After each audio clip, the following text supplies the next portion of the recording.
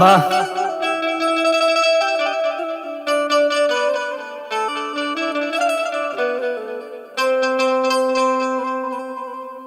औरतिया कहतिया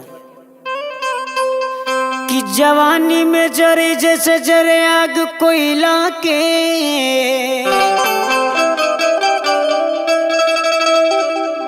कि यही बना तू राजा ता होई मन मानी,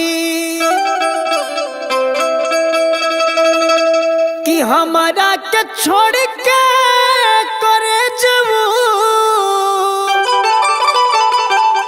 और हो जाई गड़बड़,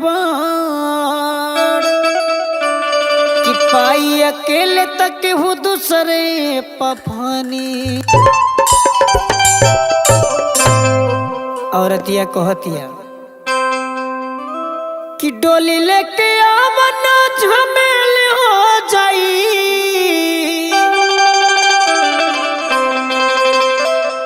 कि डोली लेके आमना झमेल हो जाई, कि नैहर में हाँ नैहर में लगल बाड़ गहकी जवानी पिया सेल हो जाई, नैहर में लगल बाड़ गहकी जवानी पिया सेल हो जाई, डोली लेके आमना झमेल हो जाई, डोली लेके आमना झमेल हो जाई, नैहर में हो नैहर में लगल बाड़ गहकी जवानी पिया सेल हो जाई, नैहर में लगल बाड़ गहकी जवानी पिया सेल हो जाई।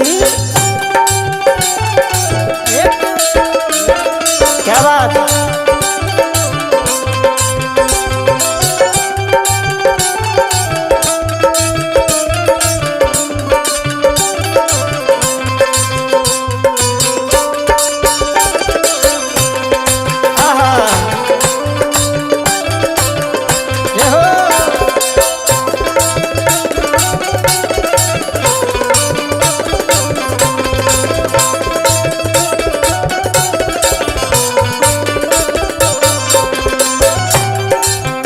औरतिया कहतिया कि रौरा बहरा बानी लेकिन रौरा के पता नहीं की, लइका जवान हा कि बूढ़वा बोले बोली, डर लगे कहीं घर में चल ना जाए गोली, डर लगे कहीं घर में चल ना,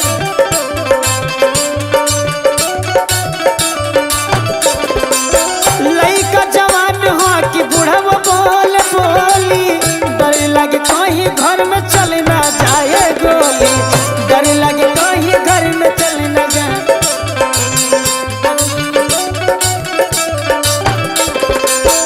केहू से फौजदार केहू के जेल हो जाई। औरतिया कहतिया केहू के फौजदार केहू के जेल हो जाई, नैहर में हो नैहर में लगल बाड़ गहकी जवानी पिया सेल हो जाई, नैहर में लगल बाड़ गहकी जवानी पिया सेल हो जाई।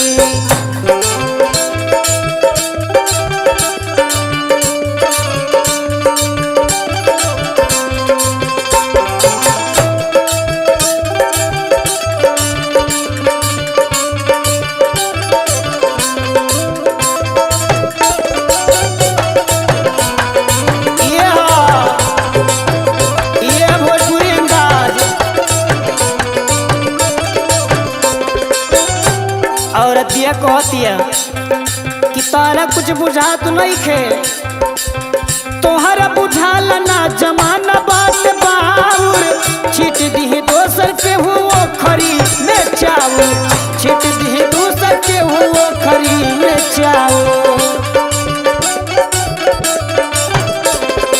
औरतिया कहतिया ए तोहरा बुझाल ना जमाना बात बाउर, छाट दी दूसर के हुओ खरी में चाउर, छाट दी दूसर के हुओ खरी में चाउर। कहतरी कि हनीमून के मामला सन फेल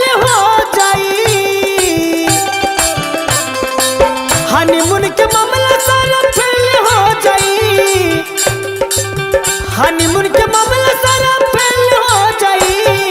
नैहर में हो नैहर में लगल बाड़ गहकी जवानी पिया सेल हो जाई। नैहर में लगल बाड़ गहकी जवानी पिया सेल हो जाई।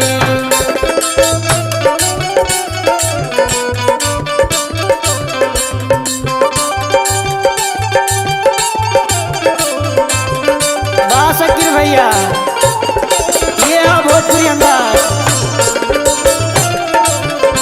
ए राहुल भैया गोरखपुर चला गोरखपुर।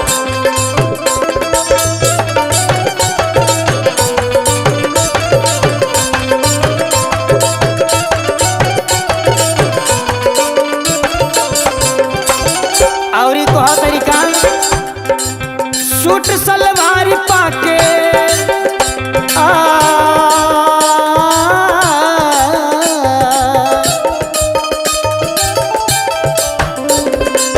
सूट सलवार पे सियान हमर डर के पन बिन जवानी हमर खेत खानी तर के। सूट सलवार पाके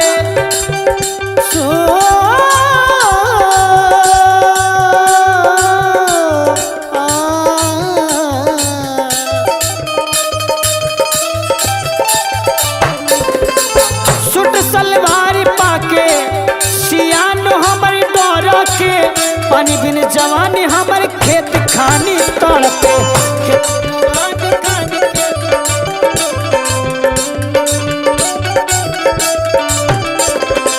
और कहतरी कि राहुल दीवाना शंकर हेल महल हो जाई। राहुल दीवाना हेल महल हो जाई। नैहर में हो नैहर में लगल बाड़ गहकी जवानी पिया सेल हो जाई। नैहर में लगल बाड़ गहकी जवानी पिया सेल हो जाई। डोली लेके आवना झमेल हो जाई। डोली लेके आवना झमेल हो जाई। नैहर में हो नैहर में लगल बाड़ गहकी जवानी पिया सेल हो जाई। नैहर में लगल बाड़ गहकी जवानी पिया सेल हो जाई। नैहर में लगल बाड़ गहकी जवानी पिया सेल हो जाई। नैहर में लगल बाड़ गहकी जवानी पिया सेल हो जाई।